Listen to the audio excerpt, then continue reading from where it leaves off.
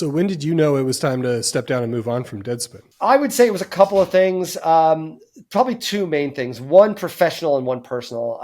The personal was a bigger one. The professional was a smaller one, which is basically Deadspin was getting bigger, and Deadspin was getting big enough that like I was starting to get pushed to bring more people on and to like expand and to do more posts and expand in different areas and so on. And that was great. I totally understood. Deadspin could not just be this guy in his apartment in Brooklyn making jokes about the Cardinals and Rick Ankiel and Woody Allen, right? So like at a certain level, I wouldn't make those jokes now, speaking of evolving things. But at a certain level, I think that the site needed to grow.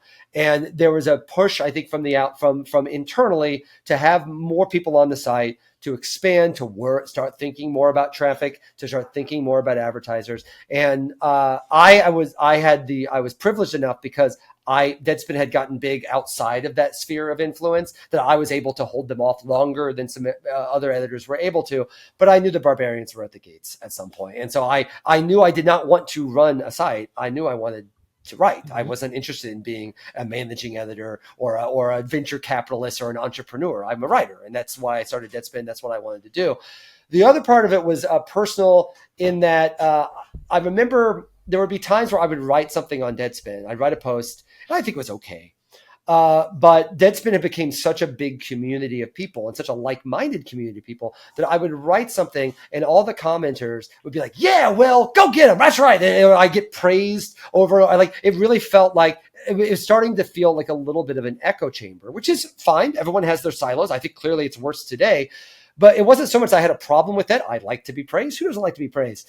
But it was starting to realize that if I keep doing this forever, I'm gonna be the guy talking into my phone when I'm in middle age. I need to push myself. I need to do different things. I need to try writing longer form. I need to try writing more personal stuff. I need to try writing fiction. I need to try doing deeper dive investigative journalism. I loved blogging. I still love writing blog posts from time to time. I think I'm good at it. Mm-hmm. But the idea that that's all, I would just do that forever. And just have people be like, yeah. And yeah, good job. Go get him. I don't want that. I want to be challenged. I want people to disagree with me. I want to try things that might fail. And it felt like as Deadspin, toward end of my time at Deadspin, particularly after the Bissinger incident, where everything's kind of got revved up a little bit and everyone kind of went in their corners and had their fights. I wasn't really interested in having those fights. I kind of just wanted to do my work and do the things that I cared about. And I started to realize doing those things at Deadspin there were certain expectations that as the audience got larger, that they had of the site and that they had of me. And I wasn't always interested in meeting or those expectations. I wanted to try some different things and do some different things. And also, frankly, what's the old Seinfeld thing? You want to leave while people still like you. And I think I was able to do that, particularly when you would see how things would turn over the next 4 or 5 years. I think getting out when I did was probably a good sign. Yeah, it made a ton of sense. You were long gone at that point, but what was it like watching the end of Deadspin as we know it? It was hard. It was 2019, so it was 14 years after it started and 11 years after I left. But I still had connections with everyone there. They certainly weren't my hires, but I've always been very.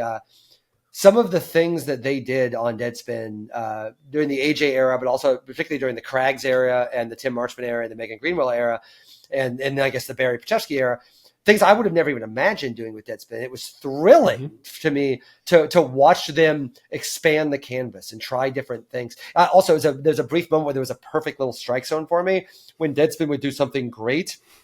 People would be like, oh my gosh, Will, you must be so proud to have founded this site. And then when they did something people didn't like, they'd be like, oh, this would have never happened when Will was doing that site. Right? Strike zone. That's exactly what you want. So at a certain level, but what they were doing was so impressive. Some of the people like Gia Tino wrote for that site. Tom Skaka wrote for that site. Some of my favorite writers in the world wrote for that site. So it was very exciting. But, to see, once they got sold, you kind of knew it was a matter of time, particularly when those dingbats took it over. Deadspin at its core was about calling out bullshit. Like that's what it was. And that's what it was. That was by definition what it was. So we had different ways of doing it. We had strategy of doing it, but that was the idea, was to call out bullshit. The people that ran that site that bought that site they never wanted that.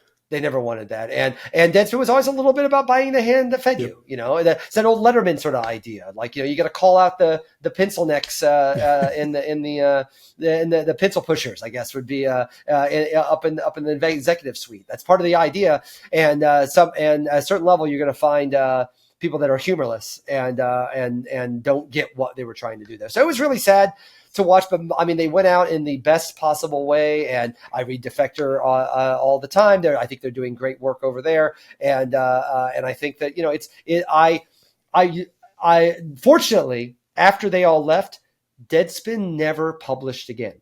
Deadspin never published a story. It's gone from the internet. You can't find it. No one ever. It is always very funny whenever I joke about that, but whenever like the frankly, total morons in charge of that site right now will do, like, I think Fox News got mad at them recently or something. And, and it's very bizarre to like have people be like, oh, the guy that founded Deadspin, what do you have to say? Like, people ask me if I'm going to fire those guys. I was like, if only. So at a certain level, I think I don't necessarily, I try to pretend it's just not happening anymore. Yeah, I was going to ask. It's still technically limping along. When is the last time you actually went to Deadspin.com?